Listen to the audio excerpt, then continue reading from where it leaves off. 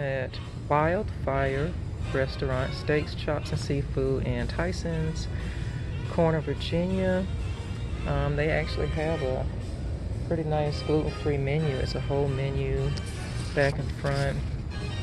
But right now they're working off a limited menu, of course, because of the pandemic and the shutdown and limited staff and everything. So I'm going to try this out, let you know how it goes. So I ordered the Moroccan chicken skewers, a sweet potato, and a flourless chocolate cake. And there were some things that they did really well. One was to actually let you know that there was food sensitivity, but the food actually wasn't very good that particular day. I left a review like I always do on Google, and the manager actually got back in touch with me, the general manager, and we talked for a while, and he actually sent me the gift certificate to come back.